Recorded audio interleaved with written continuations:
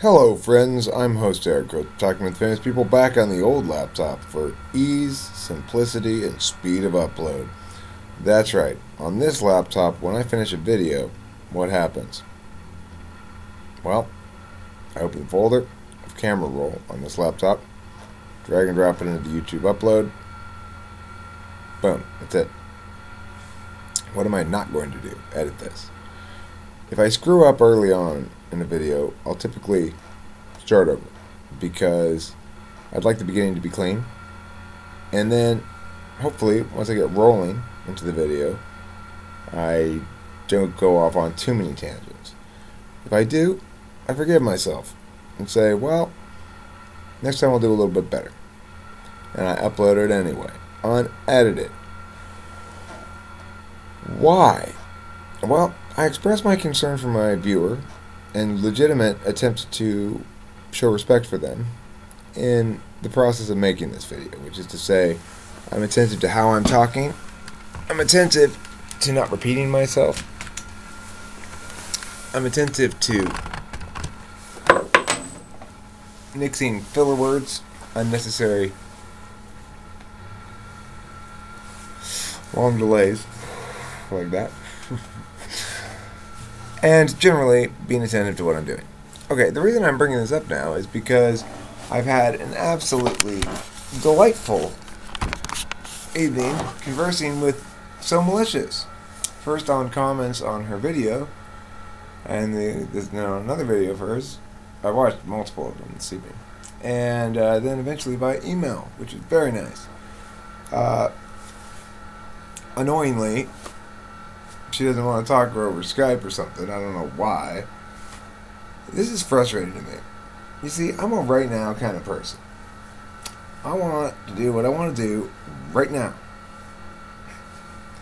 And nobody else is a right now kind of person. So I'm always suggesting shit like that. Oh, hey, I like you. Let's talk over Skype right now. And everyone's like, da. Well, why the fuck not? What's the big deal? She says she doesn't like the phone. I totally get that, because I go through periods of time where I am terrified of my email. Refuse to check it. In fact, I've got 900 something emails. I checked it tonight because she said check your email because I sent you an email. I'm sure that was a reason to check it. And then I realized it's not that scary. There's nothing in there to scare you, actually, Eric. There's nothing in there to scare you. It's PTSD from last year when I was going through the fire and always dreading emails. So I get it. I get how you have a bad experience or two with a given medium and you just don't even want to be on that medium anymore. Like if I'm having a fight with somebody and I'm afraid I'm going to get a bad Facebook message from them, I don't even want to go on Facebook. For all my fightiness, I don't actually like fighting if it's real fighting, you know.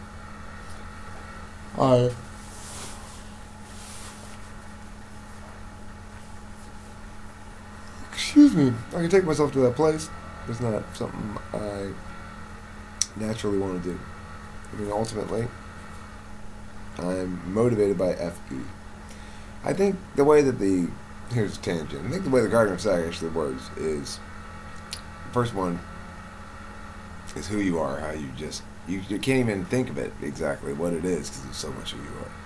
And the second one is how you do who you are. And the third one is what motivates you to do what you are. And the fourth one is the handicap you have to overcome to achieve who you are. Anyway, so I pointed to So Melicious. Okay. Several points for her. Number one, can we talk over Skype? Number two, don't edit your videos. You're denying people access to regularity in exchange for conforming with what you think they want, but they don't necessarily want that, okay? Like, I don't like those little quick edits. I think it's annoying. When I do it in my videos, I think it's annoying too, but sometimes I do. I have edited some of my videos I think it's important to allow yourself to do examples of everything you feel like doing. So for some of them you want to edit and you want to put those little title things and shit on them. I have some videos with title shit like that too. And there's nothing wrong with that. I feel like doing that sometimes. But it sounds to me in that last video that I watched that you are saying that on some level you're doing a disservice to people if you don't edit it, and or that people won't like it as much or won't want to watch it as much if you don't edit it. I don't think either of those things are true at all.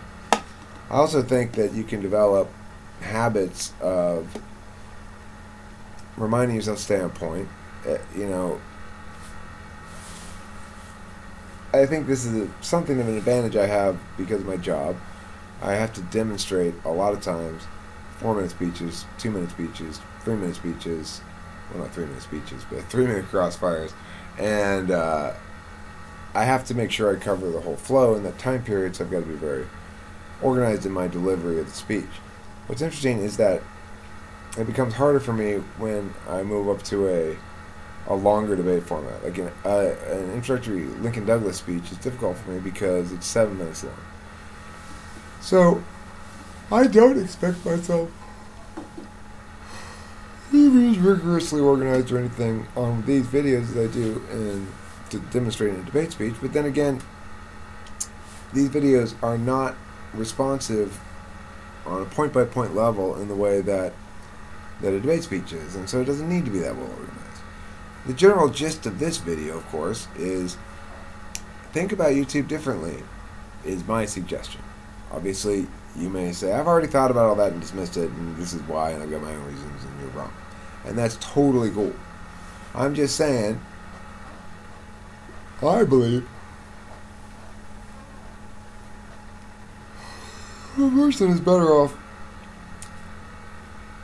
putting up more, spending less time wrestling with your media and more time making it and putting it out. You know, it seems like a sensible course of action to me. And the way that YouTube's constructed, it seems as though YouTube thinks that's a sensible course of action as well. Because I started doing some current events videos where I talk about the news, and they get hits. Why? Somebody's searching that stuff, I guess. I don't know. Or suggested videos or whatever. I put up a couple how-to videos. And those get some hits too, you know. Every time I put something up, almost everything, if I title it smartly and I tag it out and I write a good, accurate description of it, some people will watch it. Some people maybe will only watch half of it and then quit. I mean, a lot of times it doesn't even, for me, have a ton to do with whether I like the video or not. A video is going to have to be extraordinarily compelling to prevent me from clicking it off halfway through about half the time for random factors unrelated to the quality of the video. You know, I mean, I may just, the video may have got me started thinking about something, and then I decide I want to go Google that instead and click off the video. That doesn't mean the video has ceased to interest me. It means the video has directed me elsewhere. Nothing wrong with that. And additionally, half the time I'm half paying attention, and I like there to be a little bit of room. If a video moves really quickly and it can occupy my full attention, then fine. But it's gonna have to go really quickly, and most don't. So, you know, granted, So Melicious, you're fast, man. You talk fast. You'd be an excellent policy debater.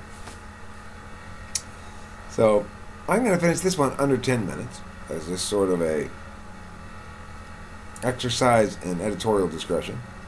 And my point is, again, to recap, just to make sure I'm thematically going full circle, end up back on the deck of the Enterprise, everything's cool, is that's Sagar's Guide, and you're an awesome writer, and you and I are unashamed to just throw shitloads of words back at each other and knock it off with the don't want to talk on Skype shit. Alright? Talk to you soon. Bye.